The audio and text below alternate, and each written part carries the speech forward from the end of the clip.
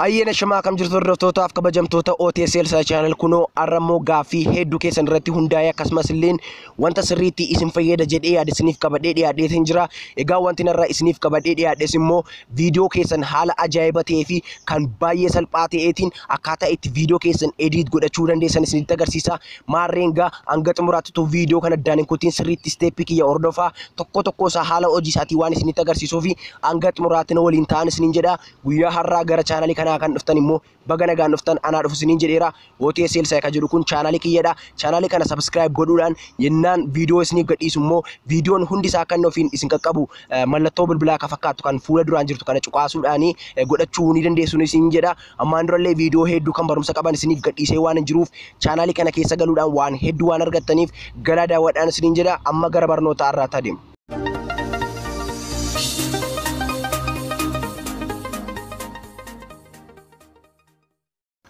Okay, enggak ada daawwattoota haala ajaa'iba ta'eetiin viidiyoo keessan edit kan isiniif godhu application kana buufachuu qabdu. Application kana kan isin argattan Play Store keessan keessadha. Play Store keessa seentanii bifa kanaatiin video maker with music jettanii bifa kanaatiin barreessitanii argachuu ni dandeessu jechuudha. Warra Play Store keessan isiniif hojjenne yoo jiraattan immoo linkii isaa Telegram kiyya irra isiniif kaayetiin jira. Akkasumas illee description box irra waan isiniif kaayeruuf karaa barbaadan galtanii download godhachuu ni dandeessu jechuudha daawwattoota. Jalqaba irratti application kana bantanii bifa kanaatiin isiniif bana jechuudha. Saniin booda goda kanarra dhuftanii editor ka jettu ishee gidduu kana ni cuqaastu jechuudha. Saniin booda isin ishee kana cuqaastanii gara fuula editiitti isin geessa jechuudha bifa kanaatiin. Saniin booda iddoo kanarratti by the way application kun viidiyoo qofa miti kan inni edit isiniif godhu suuraa keessan illee haala baay'ee namatti toluutiin edit isiniif gochuu ni danda'a jechuudha. Amma har'aaf kan isinitti agarsiisu viidiyoo jechuudha. Viidiyoo keessanii gara narratti ni dabartu. Saniin booda iddoo kanarratti isin cuqaastanii bifa kanaatiin viidiyoo qofa yookiin bilbila keessan irraa qabdan isiniif fide jechuudha. Saniin booda viidiyoo barbaadan ni filattu jechuudha. Viidiyoo tokko qofa mini kan isin filachuu dandeessan yoo barbaadani viidiyoo 10 hanga 20tti walitti miksii gochuu, walitti kukkutuu, walitti dabaluu ni dandeessu jechuudha. Saniin booda akka viidiyoo barbaadanii filattaniin next kan jettu jirti goda kanarraa next kana al tokkoof ni cuqaastu jechuudha daawwattoota tiyya. Saniin booda next kana cuqaastanii amma akkuma agartanii bifa kanaatiin isiniif fide jechuudha. Saniin booda akka inni isiniif fidee fi iddoo kanarra dhuftanii jechuudha. Sirboota itti dabalachuu ni barbaadu yoo ta'e iddoo kanarratti sirba itti dabaluu ni dandeessu jechuudha. Bifa kanaatiin saniin booda dhuftanii ishee kana taappituu add music kan jettu jirti. Saniin booda jinnaa isin ishee cuqaastanii bifa kanaatiin internetii irraallee daawwachuu godhachuu ni dandeessu. Akkasumas illee saawundii isaa normaalii wajjin viidiyoocha jirullee irraa kaasuu ni dandeessu asitti buutanii. Akkasumas illee viidiyoo muusikii kan bilbila keessan irraa qabdanii iddoo kanarraa filachuu ni dandeessu jechuudha daawwattoota tiyya. Xiqqoo ishee yoo ariifadhee dhiifama naaf godha haala ittiin isinitti agarsiisu baay'ee waan ta'eefidha as keessa kan jiru siitingoota baay'ee gatii qabuufan ariifadhee isinitti agarsiisaa jira daawwattoota tiyya. Kanaaf sirriitti na hordofaa. Xiqqoo ishee yoo ariifadhee immoo dhiifama isiniin jedheera. Kanaaf egaa amma sirbaa kanatti itti dabalachuu fi irraa kaasuu ni dandeessu. Iddoo kanarra immoo dhuftanii edit kan jettu ni jirti jechuudha. Edit kana innaa isin cuqaastanii wanta baay'eetu jira jechuudha as keessa daawwattoota tiyya. Viidiyoo keessa walirraa kutuu walitti dabaluu kan jedhu iddoo kanarra jirti jechuudha. Fakkeenyaaf clip edit kan jettu iddoo kanarra innaa isin cuqaastanii innaa isin ishee kana cuqaastan jechuudha. Wantoota baay'eedha jechuudha kan inni isiniif fidu. Fakkeenyaaf bifa kanaatiin isiniif fide jechuudha. Saniin booda iddoo kanarratti akkuma agartanii zoom kan jettu jirti, rotate kan jettu jirti, copy, speed kan jedhu, reverse kan jedhu wantoota baay'ee of keessaa qaba jechuudha application kun.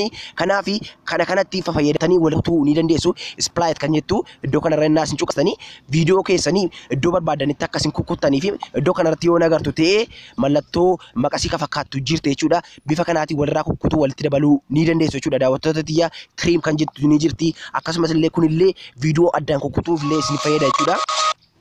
Kanaaf as keessa galtanii illee bifa kanaatiin edit gochuu ni dandeessu. Kana qofaa miti wanta hedduu of keessaa qaba application kun. Iddoo kanarra dhuftanii barreeffamoota garaagaraa itti dabaluu ni dandeessu jechuudha. Subtitle kan jettu kana innaa isin cuqaastanii barreeffama kan barbaadan itti dabaluu ni dandeessu. Innaa isin pilaasii kana innaa isin cuqaastanii saniin booda isin filachiiste jechuudha daawwattoota tiyya. Barreeffama barbaadanii filachuu ni dandeessu.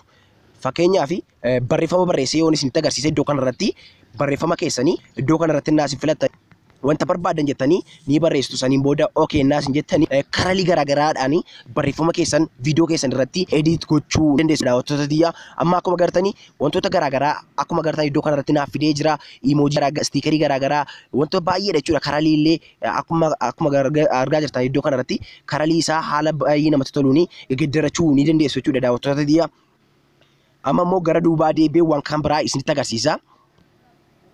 Baazawee amma application kana isinitti agarsiisee fixuudhaa fi hin danda'uun ta'uu ni mala. Kanaaf isinumti galtanii illee keessa isaa hafee ilaaluu ni dandeessu. Viidiyoo keessan irratti stiikerii garaagaraa dabalachuudhaaf immoo stiikerii kana naas hin cuqaastanii stiikeroota babbareedoo fi mimmiidhagoo isiniif qaba jechuudha application kun. Kanaaf stiikerii babbareedoo as keessaa filattanii irra kaa'achuu ni dandeessu. Emoji garaagaraa of keessaa qaba. Amma akkuma agartanii iddoo kanarratti wanta barbaadan itti dabaluu ni dandeessu jechuudha daawwattoota tiyya. Egaan kana fakkaata jechuudha. Filtarii inni baay'ee isin barbaachisa jedhee yaadu immoo filtarii viidiyoo keessanii karalii isaa yookiin bifa namatti toluun akka inni namni yeroo ilaalu itti tolutti iddoo kanarra dhuftanii jechuudha. Filtar kan jettu jirti. Filtarii kana innaa isin cuqaastanii filtariin kun waan baay'ee of keessaa qaba jechuudha daawwattoota tiyya. Amma fakkeenyaaf iddoo kanarratti jechuudha. Iddoo kanarratti bifa garaagaraatu jira jechuudha daawwattoota tiyya. Bifa kana tuttuquudhaan geeddarachuu ni dandeessu jechuudha daawwattoota tiyya. Amma akkuma agartanii suuraa wantoota garaagaraa jira. Bifa kanaatiin itti bubuutanii ifa dabaluu qannasuu ni dandeessu jechuudha. Wanta barbaadan itti dabaluu ni dandeessu. Kanaaf egaa viidiyoo keessanii bifa kanaatiin edit gochuu ni dandeessu jechuudha daawwattoota tiyya. Salphaamatti egaa isinitti agarsiisuudhaaf yaaleetiin jira. Kanaaf bifa kanaatiin viidiyoo keessan edit godhachuu ni dandeessu. Amma isinitti agarsiise qofaa miti kan inni of keessaa qabu. Wantoota hedduudha kan inni of keessaa qabu. Waan yeroon keessan isinitti dheeratuufidha kan inni isinitti agarsiisuu dhiise. Isinumti galaa ilaalaa wanta sirriitti isin barbaachisa jedhee immoo isinitti agarsiiseetiin jira.